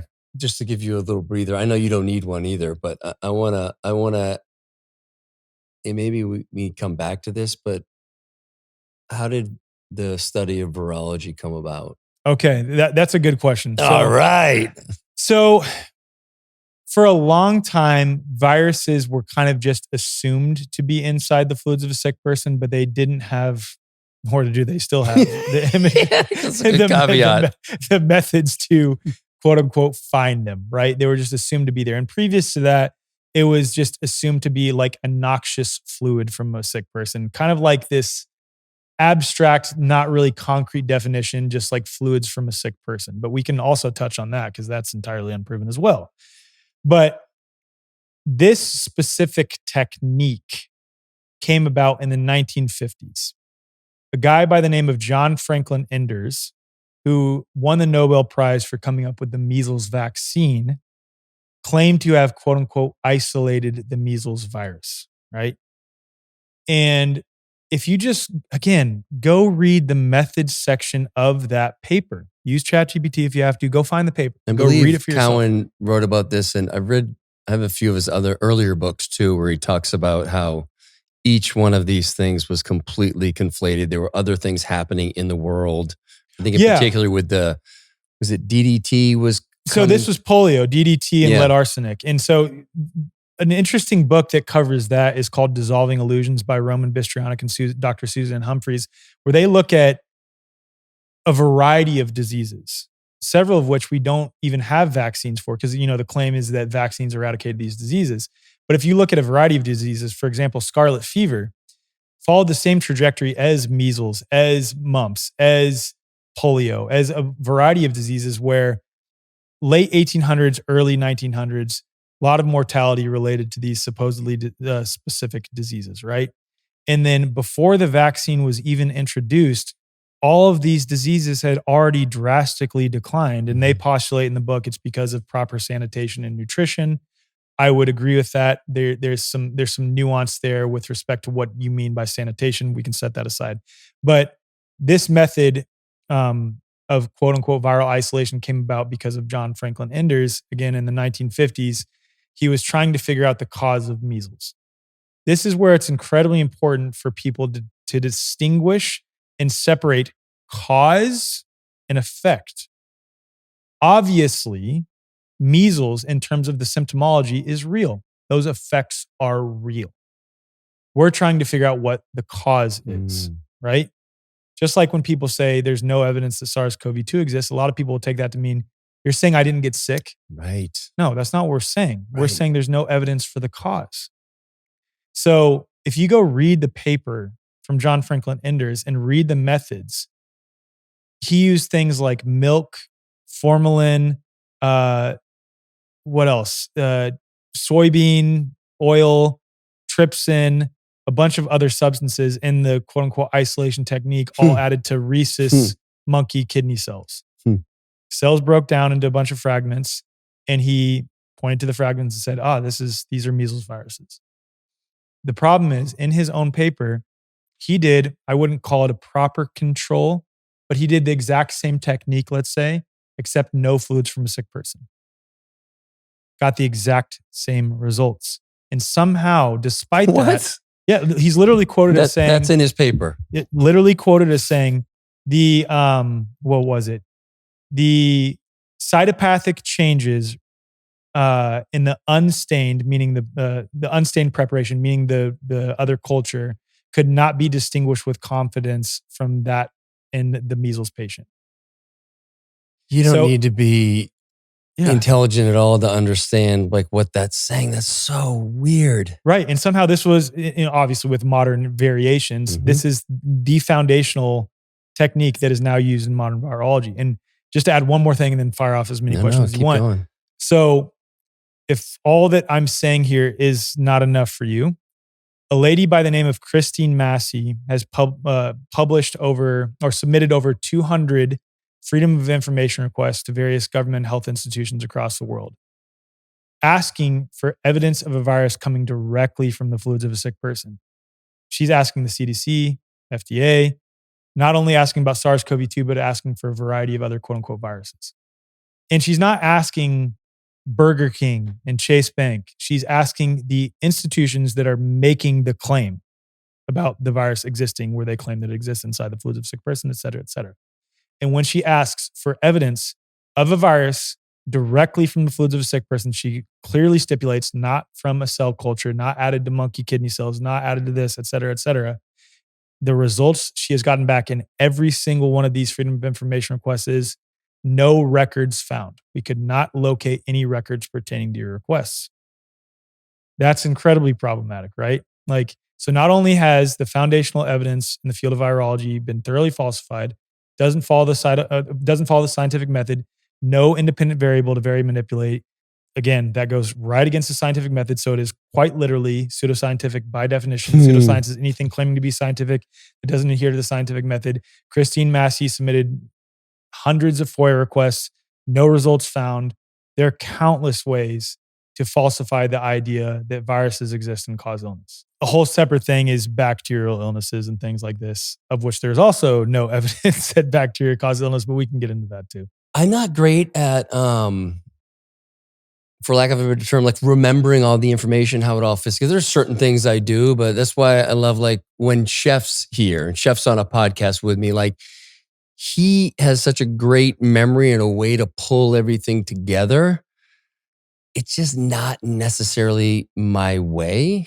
And when I finally realized that, it made it a lot easier for me because now if I start a conversation with someone about this, I can seed it with a few things that are like really prominent for me. The same thing with the shape of the earth. Like I know enough to like get them a bit curious, but when they start asking me questions, I don't know the answers. Yeah. I kind of do, but they will get me. And it goes back to the burden of proof is not on me. Yeah. I'm not making the claim that we're all subscribing to. What I'm saying is there's holes in this claim. 100%. And if you just go by that, like do your own research. Yep. And I will give you the resources like this podcast, particularly around virology. And I just stopped trying to defend things. And again, I stopped trying to wake people up. But when people are asking me about a few things and some things aren't working out, I'm like, oh yeah, you want some more? And then I'll just see how receptive they are. And I can tell when they've had enough, but sometimes I push it just to fucking see. Dude, the burden of proof thing is such a big deal. And I think so many people are using burden of proof fallacies in their life without realizing it. Again, like we'll just use this example since we're on it. When you say there's no evidence that viruses exist or cause illness, they'll say, well, where's your evidence that viruses don't exist? I'm like, no, that's not how this works. The burden of proof is on the individual making a positive claim. You can't prove a negative. That's a maxim of law, right? There's a reason that that's a maxim of law. And what people are doing when they hear this, obviously it's a lot to digest if you're just hearing it for the first time. There's still so much more to get into about it that we'll get into. Scratching the surface, It's just scratching the surface. But when people hear this, they're like, well, until you can tell me exactly how my daughter Sally got sick right after my son Johnny after they were at daycare, I'm just going to stick with virology because that's the quote unquote best fit model we have. This is an analogy I like to use for that. And it's very brief.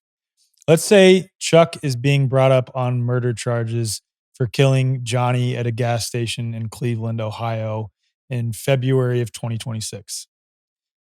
And someone has CCTV footage of someone that looks about the same stature as Chuck, wearing a hoodie similar to what Chuck wears, leaving his apartment complex. And then there's CCTV footage at a gas station of someone driving a black truck, and Chuck drives a black truck too, gets out of the car, shoots Johnny point blank range, kills him. And that's the evidence that is being brought forth. And Chuck is being brought up on murder charges right now. But there's a problem with that. Chuck has direct evidence that he was actually in Jamaica at that time. Plane receipts. He did an Instagram live in Jamaica on the day of the murder. Multiple people to corroborate it. Hotel receipts, CCTV footage at the hotel of him there in Jamaica. He has all the evidence to falsify this idea that he is the cause of that effect. When people say, well, until you can tell me, I'm just going to stick with virology, what they're saying is akin to the judge saying, look, Chuck, you know what? You have thoroughly falsified this idea that you are the cause of Johnny's death. But until you can tell me exactly who did kill Johnny, we're just going to stick with you because you're the best fit model that we have. That's what people are doing when they say, well, until you can explain X, Y, and Z, I'm just going to stick with this. And like, I'm totally okay with, and I think people need to get okay with being in the space of not knowing and being curious. Because when you really sit and are comfortable with not knowing, it allows you to explore, well, what about this? Well, what about that? With a bunch of childlike curiosity and wonder. Speaking for myself, that's what it's allowed me to do. Like, I primarily go down all these rabbit holes, not because I'm like, oh, what are they hiding from us? What like evil thing do I need to know? It's more like, okay, whatever they say about how this reality works, I don't fucking buy it. Let's try to figure it out. And let's scrutinize these various claims on how things work, whether it's illness, whether it's, building materials, whether it's the shape of whatever it is, literally any of it. Let's explore this with childlike wonder and curiosity and just ask, how do we know? And when you ask that question and you scrutinize the various aspects of the scientific community's assertions on how they know what they claim to know, and actually hold them to logical standards, and especially if it's a scientific claim, to the scientific method, you will find that I would venture to say the majority of cases, what they're peddling is by definition pseudoscientific and not established. And the only way it holds water is because it's a lie that has been told over and over and over and over and over again. And Joseph Goebbels, Nazi minister of propaganda, said, never tell the little lie. Tell the big lie. And if you say it often enough, people will come to believe it. And inherent with that, right, is it's a fucking house of cards that has been dropped for both of us. And it is terrifying on some level to think that all like my life, when all these authority figures and the government looking out for me and the FDA, pick one. It's unbelievable. It's just not at all what we were told. And when you go down that rabbit hole, there is a sense of like, what else are they lying about? For sure. And that's important to go there because when you go there, when I went there on a couple of different occasions, I saw the kind of darkness, evil everywhere. And I'm like, okay, I got the information I needed. I don't need to uncover every dirty little lie or big lie, but I know not to take any of this at their word because they've lied about everything, just about everything. And so it's a lot for people maybe listening today that this is like their first. I mean, if they're listening to the podcast, we talk about other things as well that expose the lies, but this is a big one, particularly with what happened in 2020 and the people who died and all the things, the symptoms that people were having. I have a lot on that too. Yeah, because I definitely want to cover that. Yeah. So I encourage people to really get curious about the things that we've been lied to about. Yeah. And you don't have to go too far. Again, your podcast is amazing. Almost everybody you have on there is like counter to what we've been told. So it's the way forward. We'll definitely link to it here, and it's just a way to start on your journey. because you have very credible guests on there who give real information. They expose the lie, why the lie. You know, when I got to sit in, when you had Ian, Carol, and Chris on Crutchfield, right? Yep. Yeah. And I was particularly interested because it was, we were talking about the Las Vegas shooting. As people know, I was there. And one of the things that I even forgot about was that it was in the news cycle for 3 days. The greatest mass shooting in American history had 3 days in the news cycle. And then again, if you listen to the podcast that Alec did with Ian and Chris, and I had a small cameo, I appreciate that at the end. That was awesome. It will blow your fucking mind on how they lied about what happened in Vegas. And what's amazing is I have friends that know I was there. And they sometimes forget, because I'll send this podcast, yours and the one that he did with Tucker, that Ian did with Tucker, I'll send it to people like, hey, this was like really insightful about what really happened. People either forgot that it even happened or forgot that I was even there. And it's like, if I were at like fucking Columbine, you think people would forget that? No. Everybody knows Columbine. Right. Right. And I don't know anything about that beyond like what we were told. I haven't dove into that, but that's not for today.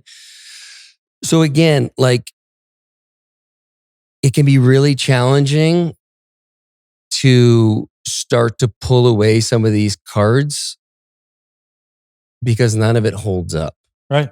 And when you get to the other side of that, this dark night of the soul of what we have believed for our entire lives, for a lot of us, there is such freedom on the other side. You get, to your point, you get to get curious again. You get to question things. You start to question authority. Why are these fuckers even an authority to me? And that's a whole nother podcast. Right. Like, oh my gosh, we've totally been subjugated into this system, like without realizing that we don't need to be. Anyway, so I think it's just, you know, I'm trying to be mindful of people who are listening to something like this for the first time. I want to start to answer some of the questions they may be having, like what you just said. Why did so many people have the same symptoms, lost a sense of smell, you know, with this alleged virus? I love answering this question, man. So I don't remember the exact title of the article, but I'll send it to you so you can link it in the show notes. In 1986, there is an article published in the LA Times that was something to the effect of loss of taste and smell due to the bout with common cold. And in the article, they talk about how it's very common for people who experience the common cold or the common flu to experience loss of taste and smell. And then they go on to say, there are some people who report to the hospital having lost their taste or smell for 6 months or more. And in many cases, we're not sure if it's ever going to come back. This was published in 1986.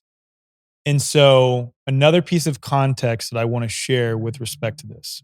So I really want to touch on Daniel Roitz's book, Can You Catch a Cold? Because it'll answer the question, how do you, what causes 2 or more people to get sick in the same space with similar symptoms, if not bacteria, fungi, viruses, etc. By the way, bacteria and fungi do exist, everyone. So it's viruses that specifically have not been proven to exist. Now, a question on whether they cause disease, that's a separate thing. We can get into that. But nonetheless, in Daniel's book, he goes into a phenomenon that's called mass psychogenic illness or mass social contagion. And one of the examples that he gives happened in New Zealand in 2017, where Effexor, this antidepressant, had just gone off patent. So a bunch of companies were able to make their own generic version of it. And this one specific generic version of this antidepressant, a lot of people were experiencing adverse events, side effects related to it, right? And there were 27 common side effects that were being reported across the board in New Zealand. Mainstream media in New Zealand decided to run a story on this antidepressant and all the adverse events that were, being experienced. For whatever reason, in their story that they published and broadcast to the masses, They only named 6 of the 27 common symptoms. What then followed was adverse events reports skyrocketed by nearly 470%, only in the 6 symptoms that were named by the mainstream media, not in the other 21 symptoms that were commonly experienced prior to the story from the mainstream Holy media. shit. And Daniel goes into countless examples of this in his book, and you can also find countless examples. I found another one outside of Daniel's book. I don't think it was covered in his book, if I remember correctly. I found it outside either way, of this soap opera in Portugal that had 42% national viewership, meaning like a good chunk of the country tuned into this soap opera. It was a kid's soap opera. It was called Strawberries and Sugar. I don't know how to say that in Portuguese. But they had this episode of a viral outbreak in a school that caused a lot of sickness. The following week in Portugal, at the exact same time, simultaneously, 14 schools experienced an outbreak of, they weren't sure what was going on, but people were experiencing very real symptoms. Like in some cases, people were experiencing seizures across 14 different schools in Portugal, all at the same time, after 42% of the country tuned into this episode of a viral outbreak. So Bruce Lipton, Greg Braden, Joe Dispenza all talk ad nauseum about the placebo effect, right? You are the placebo. There's an inverse to the placebo effect, which is called the nocebo effect, where you are receiving either nothing or an inert substance like a saline solution, and you have the assumption that it is something harmful. Mhm. And your body produces real biochemistry. Your physiology actually expresses real symptoms related to the idea that you are being exposed to or receiving something harmful. And again, going back to what Daniel calls it, when this happens in mass, there are examples, like I said, it's called mass psychogenic illness or mass social contagion. There are countless examples of this. So now going back to the loss of taste and smell thing, I'm not saying that that's the only reason people experience loss of taste and smell. Again, this 1986 article talking about people experiencing it for an extended period of time, 6 months or more. They don't know if it's going to come back. But the point is, when we're told en masse repeatedly, you will know you got sick because you'll experience loss of taste and smell. You'll experience loss of taste and smell. You'll experience loss of taste and smell over and over and over and over and over again. Given what we know about the placebo effect, nocebo effect, all the things that I just named, given we know now how impressionable human beings are, given we know that our physiology will really express real biochemistry, real physical symptoms related to what is fundamentally an inert substance, which means that it's fundamentally related to a belief. Given what we know, is it possible that this could account for some of the people who have experienced real physical symptoms? Yeah, I would say so.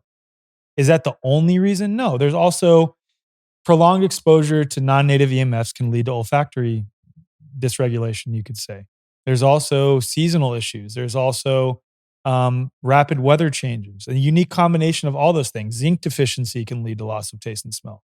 A unique combination of all those things could sufficiently explain, and these could be other possible, underline that, possible explanations for this phenomenon. I don't know for sure what's causing it. I just know that their claim that it is this, that X causes Y, SARS-CoV-2 causes loss of taste and smell, has never been established, is not scientifically established. And so we have to get curious on what might be the cause of this phenomenon. And that also applies with anything related to 2 or more people getting sick in the same space across the whole spectrum of quote unquote germ theory outside of just virology. Well, yeah, and I love that too, particularly in 2020. We were all locked down. We were all watching TV to find out what was going on. And so the collective had a tremendous amount of stress. A lot of people weren't getting sun, exercise, great food, and they were terrified. wiping down their groceries, all the different ways. And so then you plant the seed, big seed, and continue to water it. You wanted, you almost like wanted to know if I had it so I wouldn't infect anybody Totally. else. And so it's so fascinating. It's so interesting too, with respect to the whole gain of function narrative and the rampant fear amongst people, whether consciously or subconsciously, like even people who believed in all the measures and were pro-vax, Mm-hmm. I'm sure they had it lingering in the back of their mind, the possibility that this was a lab-made virus, right? And so I'll just touch on gain of function real quick Yeah. if I could. First off, this idea that gain of function was censored, therefore it must be true, is ridiculous when you simply do this. Anyone can do this. Custom Google search, Wuhan lab, China, keywords like virus, lab leak, Wuhan, China, SARS-CoV-2, gain of function, and do a custom Google search for November 2019 through May of 2020. You will find dozens and dozens and dozens and dozens of mainstream articles openly talking about it. Yes, it was censored after they seeded that idea amongst the masses, accompanied with this imagery of people in hazmat suits dropping dead in the street. So yeah, gain of function was quote unquote censored, but only after that. And a guy by the name of David Martin, bow tie guy, bald dude. He's been on the podcast long Yeah, time he's been ago. on my podcast too. I don't think he'll ever Legend. want to come back on. Oh, really? Unfortunately.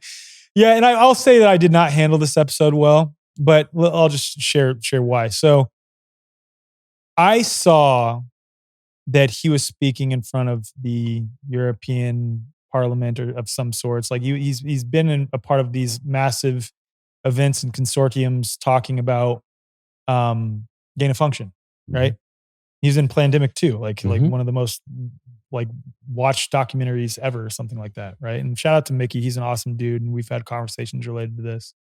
But so I noticed in David's language that he never said virus. He would always say virus model or something like that. And so I was like, I get the impression that he knows the truth about virology, but is not saying it. And I took issue with that because like, here's this guy that is going ultra viral, unintended, across the world, reifying this idea that there is a lab-made virus circulating about. Which, like, just to touch on that, especially as people wake up to things, which has more fear implications? The idea that a bat or a virus jumped from a bat to a pangolin with a lady eating bat soup or whatever this stupid story is that happens in a one in a gazillion chance in nature, or the idea that there are people who are malicious, satanic, possibly people with nefarious intentions, taking the naturally occurring version of that and weaponizing it in a lab to make it more lethal and pathogenic. Of course, the latter has greater fear implications than the former.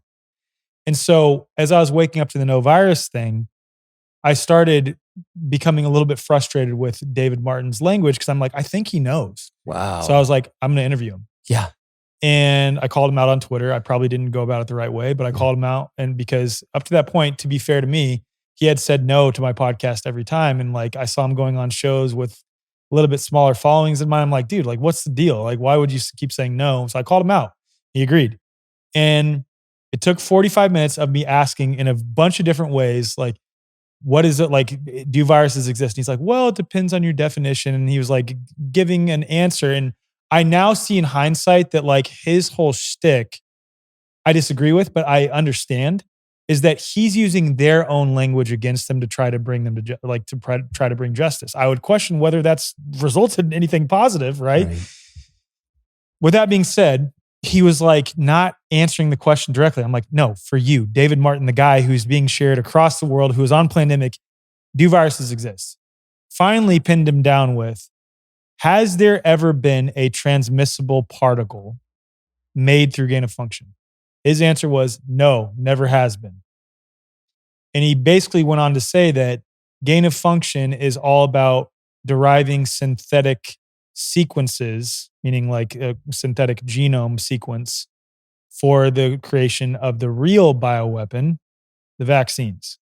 But like getting him, the guy that everyone refers to for gain of function, to say that on my show, it's like, holy shit, this is this is a big deal, man. Yeah. Like, yeah. The other thing that I want to say with gain of function too is like, well, people ask like, okay, well, what's going on in these labs then? There is some published research that virologists refer to as quote unquote gain of function. And this is essentially what's done. They'll take ferrets who they inoculate with an absurd amount of fluids from sick people. Sometimes the ferrets get sick, sometimes they don't. Again, that does not reflect what happens in nature. In either case, they're injecting ferrets with an absurd amount of fluids from sick people that are already fed in a natural diet in a lab setting under fluorescent lights, et cetera, right? But oftentimes the ferrets don't get sick anyway. So in this particular gain of function experiment that I'm going to share, they took ferrets who had been inoculated with what was referred to as H5N1 or H1N1 virus, one of the two variants of that, and then ground up that ferret's nasal tissue, injected it into another ferret. Ferrets didn't get sick. Ground up that ferret's nasal tissue, injected it into another ferret. Again and again and again. And then finally, one of the ferrets ends up getting sick with some sort of symptoms after they've had an absurd amount of nasal tissue injected into them while they're already living in cages and shit like this. And then they find quote unquote sequences that are a little bit different than the sequences, genome sequences in the original ferret. Therefore, now that this ferret is sick and the other ones previous to that have not gotten sick, we have just now proven that we have made this virus more pathogenic and made a small variant of it. That is gain of function. So this is the published quote unquote gain of function research that everyone is afraid of. It's wild. Dell told me when I was on the high wire, not a lot of people caught this. Dell stopped me as I was sharing like basically what I'm sharing now. And he was like, it's pretty crazy. I had a virologist on recently and I was asking about gain of function. The virologist was like, we have no idea how to weaponize viruses in a lab. And of course, some people take that as, oh, he's lying. He's sure. Of course, like they're weaponizing viruses, but it's like, no, but per all the indications that I'm seeing, given the information I've come across, that virologist is probably right. Now, when it comes to bacteria and fungi, those things do exist. I'll just say plainly, you can't weaponize, you can't do gain of function on a unicorn. In order to do gain of function on a unicorn, you first have to have a unicorn. Then you can do gain of function on it, right? Yes. But you could do gain of function theoretically on a bacteria or a fungi. I question whether that's actually been done, but it could possibly be done. But now when it comes to gain of function for viruses, which everyone's freaked out about, there's no evidence that they exist in the first place. Now, again, virologists think they're doing something like, if you have this strong presupposition that this ferret is getting injected with virus particles, not that I've done all this crazy shit to a ferret in a lab setting, disconnected from nature, feeding it in a natural diet and injecting it with an absurd amount of foreign fluid of any type, and it gets sick, and I do it to a bunch of other ferrets, and then, oh, this one is a little bit sicker and the sequences are a little bit different. That must mean that this is like, you could see where they would trick themselves, just as doctors trick themselves with respect to vaccination. It's not that all doctors are in on this grand scheme. Most doctors have simply been misled. That's it. It's the same thing with virologists. You just have not been taught to question the foundation. There are very few who have that we're in communication with. A few molecular biologists who are like, wow, like, yeah, there is no evidence for these things if I go and look. And now I'm just questioning like what was happening in the lab. Oh, now that I see it in a different way, I was just working with cellular debris after these cells have been starved and poisoned and assumed that I was working with viruses. And then I'm taking what is toxic cellular debris, putting it in other cells. And of course, those cells are going to get sick too, because I'm also reducing their nutrient serum. Like, now I see it differently. And it's like, yeah, that's all that it is. In the overwhelming majority of cases, maybe there's dudes at the tippy top who know the truth. I don't know. But it's human beings having a strong presupposition regarding something. And like, I forget who said this, but like the art of science is having an idea and then doing whatever you can to make the data fit that idea. This is literally it in practice, man. So what do you think happens, if anything, to the study of virology? because it is obviously so backed by pharma. I mean, it's the very essence of. It is. And this is why it's a big deal, right? Because yes, it's important to highlight the problems with vaccines and the efficacy, lack of safety. Like, don't get me wrong, there's a place for that. But all those conversations sort of become irrelevant if the foundational premise that gives way to vaccines has never been proven in the first place, right? And then some people out there might say, well, there's vaccines for bacteria. Don't we need those? And I'm like, I'll just touch on Daniel's book, the rest of it real quick. So in his book, Can You Catch a Cold? So Daniel Reuters is a naturopath out of Australia.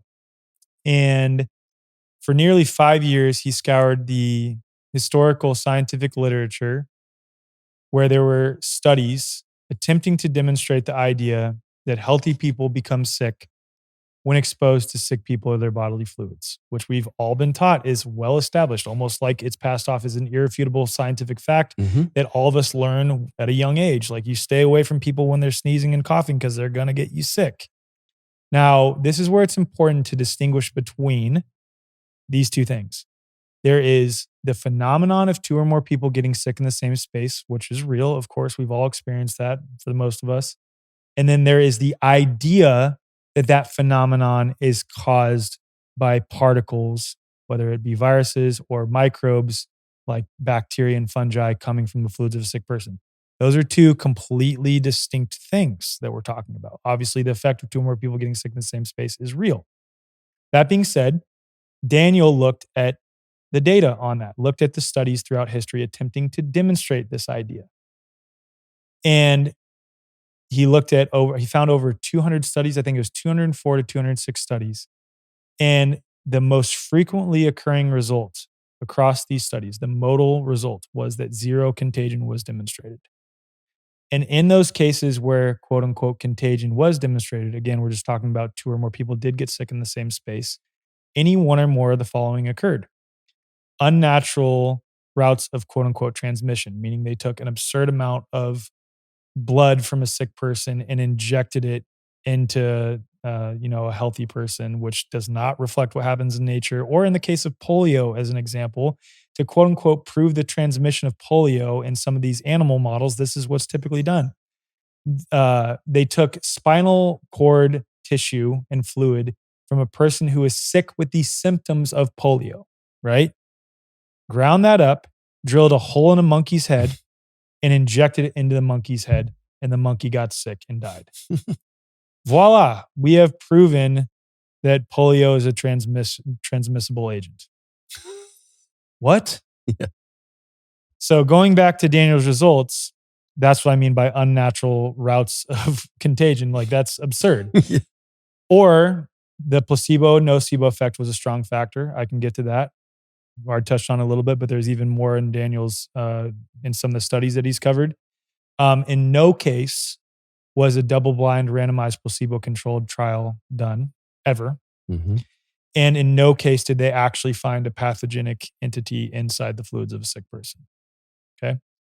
So just briefly touching on bacteria, people will say, well, Doc actually had a guy on Instagram the other day who you could tell is a very sweet dude that has only scratched the surface on this stuff and just assumes that it's nonsense without even looking at it. He's like, how can you possibly say that bacteria doesn't cause illness? We find bacteria has colonized people who are sick. We find strep bacteria has proliferated inside the throats of people who have a strep infection. Okay. Every time I see a fire, I see firefighters. Firefighters have proliferated at the site of a fire. Are they the cause of the fire? Or is there just an association between fires and firefighters? And they're at the site of the fire to put the fire out. Just like bacteria proliferates to return decaying matter and toxicity to decompose that and return it back to the earth as part of the circle of life. There is no evidence published in history, again, going back to Daniel's book, that healthy people become sick when exposed to sick people with their bodily fluids. Because again, in those examples where quote unquote contagion was demonstrated, as an example, So during the Spanish flu, we'll get to that in a second, actually. I'm going to set that aside. In one of the examples by this guy, this study that was done in 1920, the primary author of this paper was last name Schmidt. And Daniel covers this brilliantly in his book.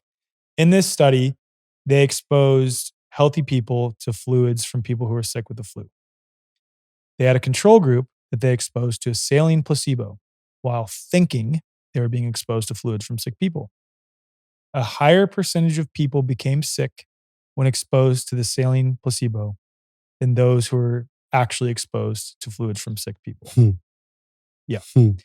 And so Spanish flu, there is a series of 25 experiments that were done across 3 studies, basically attempting to demonstrate how Spanish flu was spread from person to person, because they had that presupposition that this must be spread from person to person, right? You could say that was their hypothesis. Mm-hmm. So they took 160 volunteers from the Navy and exposed them via various methods to either fluids from people who were sick with the Spanish flu or directly to Spanish flu patients. They took blood from Spanish flu patients, injected it into the healthy volunteers. They took nasal secretions and throat swabs and injected it into the volunteers, sometimes swabbed the back of their throats, inside their nasal cavities. They took several of the volunteers, brought them into a Spanish flu ward, had the patients open mouth cough into their face, had them talk at close range, shake hands, et cetera, et cetera. The results of the studies were that only 3 of the 161 volunteers became sick at all. 2 developed symptoms that weren't even flu related at all. 1 developed quote unquote influenza-like illness, but it did not match the hallmark Spanish flu symptoms. And the principal researcher, Milton Rosenau, was quoted as saying, "We entered the outbreak with the notion that we knew the cause of this disease. If we have learned anything, it's that we are not quite sure how this disease is spread." What's also important to note is that during the Spanish flu, there were 150,000 tons of chemical weapons produced. It happened during World War I. Why that's relevant, going back to fear and psychosomatics, just as a quick aside, there was a study done in 2021 on 540,000 people who were hospitalized and subsequently died with a COVID label. I say COVID label for obvious reasons. Mm-hmm. Died with a COVID label. They found that in these 540,000 people who were hospitalized and died, the second strongest risk factor for death was fear/anxiety related disorders. So again, going back to the Spanish flu, happened during World War I. Pretty traumatic worldwide fucking event going on, I'd say, right? Mm-hmm. And 150,000 tons of chemical weapons were produced, 125,000 of which were deployed on the battlefield. If you look at the hallmark Spanish flu symptoms and compare those to symptoms of gas poisoning, not making any claims, just interesting thing to note, they're identical. Also relevant is that at the time, in order to quote unquote treat the Spanish flu, just like they were quote unquote treating COVID with remdesivir, doctors were prescribing what is equivalent to 25 aspirin tablets per day. If you look up the symptoms of aspirin poisoning and compare those to the Spanish flu, identical. Wow. What's also relevant is that the over 50% or roughly 50% of the deaths during the Spanish flu were in the 20 to 40 age range. Fighting age males, World War I, gas poisoning. In these studies that were done, the Spanish flu transmission studies that I'd mentioned, where they failed to demonstrate it, except for in 3 cases. But again, those 3 were also incredibly questionable. They were volunteers from the Navy of that exact same age range and demographic where nearly 50% of the Spanish flu deaths occurred. You would expect, given that a large number of them, if not all of them, would have become sick and a lot of them would have died. Only 3 of the 161 volunteers became sick of that same age range where nearly 50% of the deaths occurred. So again, going back to, did something happen during the Spanish flu? Mm-hmm. Absolutely. Also interesting is that An experimental vaccine rolled out at that time as well. Oh. Yeah. So did something happen? Yes.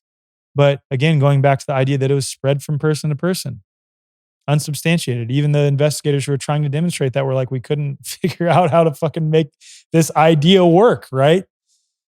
And again, Daniel's book covers all the historical attempts that he could find, which I mean, he did his due diligence. And the most frequently occurring result was zero contagion was demonstrated. And then again, you have to weigh that against more people getting sick when exposed to a placebo, et cetera, et cetera. And then mass psychogenic illness, mass social contagion. So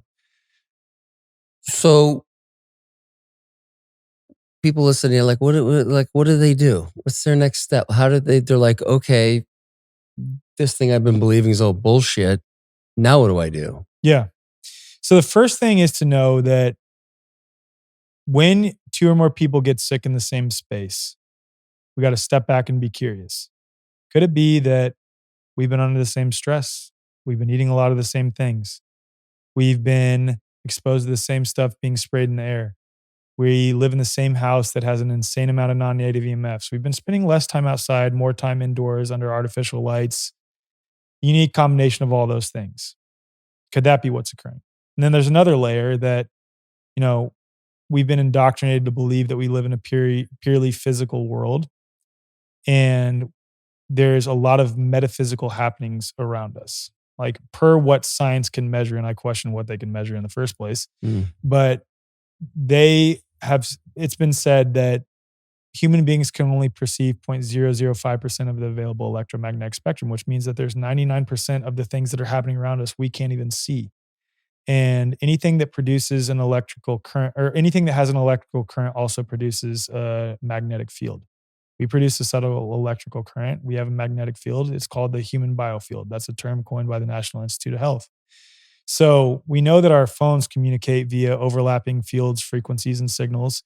Is it possible that when we have people whose fields are constantly overlapping and syncing, and there might be some complex form of communication that we're just not aware of that is happening at all times, that might account for women syncing on their menstrual cycles, or you knowing that someone's going to text you before it happens, you thinking about someone, then you see them the next day for the first time in a year? These phenomena that we chalk up to coincidence, or sometimes in the spiritual space, synchronicity. I think it's a fundamental aspect of this reality is what I'm getting at. But could there be some level of, okay, my body has reached a certain threshold of toxicity. You're around my body a lot. Our fields are overlapping quite a bit. I'm sharing with you that, hey, I'm going to undergo a detoxification. Maybe it's time for you to. And your body, if it needs to, it might do it at the same time. And if not, it's like, no, I don't need to. I don't need to undergo that. And so what you get to is a more beautiful perspective on how health works. There are no foreign invaders out there coming to get you. If what Daniel, Dr. Bruce Lipton, Dr. Joe Dispenza, Greg Braden are pointing to is any indication of what happens inside of us, it's that our beliefs, thoughts, and feelings and our state of being has the greatest impact on our health. Not 5G, not nutrition. Those things matter, of course. But the most important thing is how coherent we're being on a day-to-day basis, by far. How aligned are our beliefs, thoughts, and feelings? Can we sit with those uncomfortable ones and allow them to flow through us? Or are we allowing them to build and stagnate inside our system, which leads to physical symptoms of illness? You come to a perspective that can be incredibly challenging, but also beautiful, is that your health level is 100% related to your beliefs, thoughts, feelings, words, and actions on a day-to-day basis. You're not a victim to some random happening of quote unquote nature where some particle just floats about and knocks you out one day. It doesn't work like that. Never been demonstrated. And I would say further is that when you get quote unquote sick, it's your body doing what it was brilliantly designed to do, to come back to homeostasis. Is it challenging to have a horrible sore throat, or to have diarrhea, or to be throwing up, or whatever it is? Yep, it is. But if you will just sit with it and be with it, it'll pass through you and you'll be better for it in the long term. What we've done overwhelmingly as a society is assume that symptoms of illness are the problem when they're the solution. So what we do is try as best we can to suppress symptoms, which is our body trying to rid itself of waste and toxicity. And so what's happened is we've traded acute illnesses for chronic disease because we've stuffed that toxicity deeper into our bodies, not allowing our bodies to express what it needs to express. So that toxicity builds up over time, and then we develop chronic symptoms. That's what we've done. Classic case of, someone gets a fever and they want to stop the fever. It's like, no, it's got to run. It's doing its beautiful job of the self-healing mechanism. Yeah. Yeah. All right, we got to wrap here because we got the guys coming over here pretty soon. Chef's going to show up any minute. Is there anything else you want to add to this subject before we wrap? I think I covered a lot of it, man. I mean, I'm sure a lot of people will have questions. Well, how do you explain chicken pox? And how do you explain this? How do you explain that? And I can send to link in the show notes a 5-hour webinar that I did alongside Jacob Diaz and Liev Dalton, two brilliant young guys, younger than me even. They're in their 20s, and did a 5-hour webinar covering all those details and like going into great detail to explain bacteria and fungi's true role. It's an interesting concept called pleomorphism, where bacteria will morph its actual type and sometimes morph into a fungus and then back to a bacteria and then back to what's called either a somatid or microzyma, depending on the pH of the environment, which completely recontextualize how bacteria and fungi work in our bodies. And it's just a totally different perspective on health that is incredibly empowering when you really sit with the understanding that there are no boogeyman particles that I need to be afraid. Oh, I'm in control of my own health. Oh, that's confronting, but it's also very, very empowering because my health really, really is in my own hands. And then we can start looking at these other ways that, many people are already starting to look at for why we get sick, other than these boogeyman particles, which have always been the scapegoat and the distraction from why we really, really get sick. Love that. And actually, before we wrap, let's give a plug for a Confluence. Yeah. So April 23rd through the 27th, we do it every year. You can find tickets at confluenceevent.com. It's held on a regenerative farm outside of San Antonio, Texas. All of the food served during the event is grown or raised on site or by local farms, prepared by professional chefs in a full-scale kitchen we have on site. It's kind of like a music festival meets a conference, meets a farmer's market, meets a retreat all in one event. We have camping options, glamping options. Catherine Austin Fitz is speaking this year, which we're really stoked for, alongside some other incredible speakers, workshop leaders, and musicians. We have music for 3.5 to 4 hours every night. Tickets are nearing being completely sold out. So if you're interested in coming, definitely get on those tickets soon. And I think we have a discount for your audience in the show notes. So too. Is it Unlearn maybe, or whatever it is? It's in the show notes. Okay, so, that's right. I'll do that for you. I'm a podcaster too, so that's right. Yeah. Hell yeah. Well, dude, thanks for having me. Finally had the one-on-one. Yeah, man, this was great. Yeah, I loved having you. Thank you, man. Love you, man. Love you too, bro. Yeah.